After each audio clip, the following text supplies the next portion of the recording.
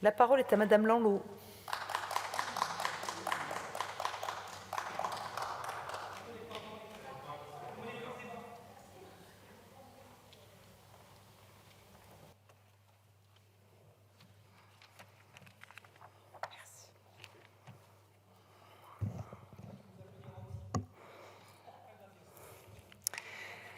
Madame la Présidente, Madame la Ministre, chers collègues, depuis 2017, le gouvernement a placé l'éducation au cœur de ses priorités, reconnaissant qu'elle est un pilier essentiel de notre République et a entrepris des réformes ambitieuses pour améliorer la qualité de l'éducation afin de pouvoir offrir à chaque enfant les meilleures chances de réussite.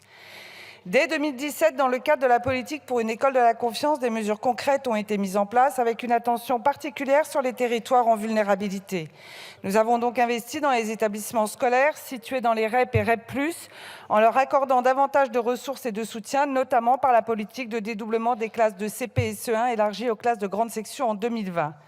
Parallèlement, le nombre d'élèves en grande section CP et CE1 est désormais limité à 24 dans les écoles hors éducation prioritaire. Ont été également instaurées les mesures de devoirs faits et stages de réussite en direction de l'ensemble des élèves. À la rentrée 2023, ce sont plus de 1,7 million d'élèves qui bénéficient des différents dispositifs de l'éducation prioritaire. Nous en percevons d'ailleurs les premiers résultats au travers des évaluations de CM2 de cette année qui montrent une hausse du niveau des élèves. Dans le prolongement de ces différentes mesures, la loi de 2019 pour une école de la confiance instaure l'instruction obligatoire dès 3 ans jusqu'à 16 ans et une obligation de formation jusqu'à 18 ans dans le but de mieux accompagner les enfants et les jeunes dans leur parcours. À la rentrée 2023, le choc des savoirs annoncé a pour principal objectif d'accompagner l'enfant sur les chemins de la réussite en s'assurant qu'il passe de classe en classe en ayant acquis les savoirs fondamentaux.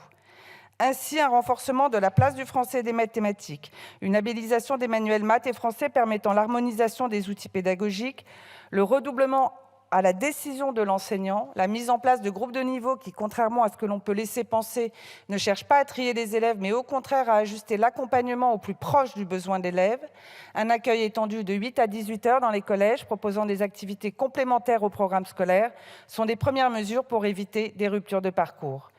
Concernant les lycées, une véritable volonté de renforcement du lien entre l'éducation et le monde du travail, notamment par la valorisation de l'enseignement professionnel comme voie d'excellence.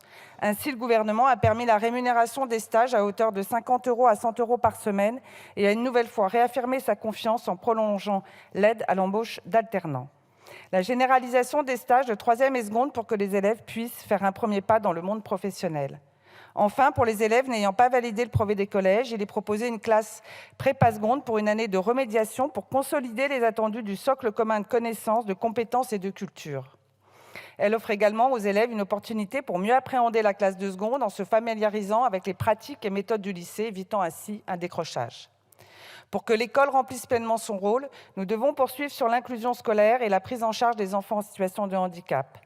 À la rentrée 2023, ce sont 430 000 enfants accueillis dans les établissements scolaires ordinaires. Ceci correspond à une augmentation de 34% depuis 2017. Un budget dédié à l'école inclusive qui est en augmentation de 200 millions d'euros à la rentrée 2022, une hausse de 66% depuis 2017. Cet accueil croissant est permis grâce à l'ouverture de dispositifs au sein des établissements scolaires que sont les unités d'enseignement, Ulysse et autres structures. L'accompagnement humain des enfants en situation de handicap au travers des AESH, dont un récent texte va permettre à la rentrée 2024 la prise en charge par l'État de l'accompagnement des enfants sur le temps méridien afin de leur éviter la rupture d'accompagnement sur une journée scolaire. Mais la politique éducative ne se résume pas essentiellement à des mesures portant sur le contenu des programmes ou encore l'orientation. L'école est aussi un lieu de mixité sociale où différents parcours de vie se croisent et où le respect de chacun constitue la clé de voûte de la réussite scolaire. D'où la volonté de poursuivre les enseignements visant à développer les compétences et l'intelligence émotionnelle des plus jeunes. Des enseignements qui se traduisent notamment par l'introduction des cours d'empathie à la rentrée prochaine. Je crois fermement que ces compétences sont essentielles pour préparer les élèves à réussir dans un monde en constante évolution et ainsi construire une société plus inclusive et tournée vers l'autre. Enfin, dans le cadre de la lutte contre le harcèlement scolaire, nous pouvons souligner le programme phare, un plan global de prévention et de traitement des situations de harcèlement entre élèves mis en place dans le primaire dès 2021, puis dans les collèges en 2022 et les lycées en 2023. En conclusion, la politique éducative du gouvernement depuis 2017 a permis de réaliser des progrès significatifs. Les réformes précédentes ont porté leurs fruits et il est essentiel de maintenir cet élan afin de garantir une école de qualité pour tous et offrir à chaque enfant les meilleures chances de réussite dans la vie.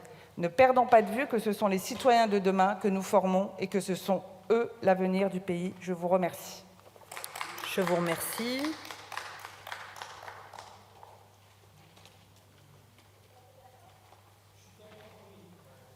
La parole est à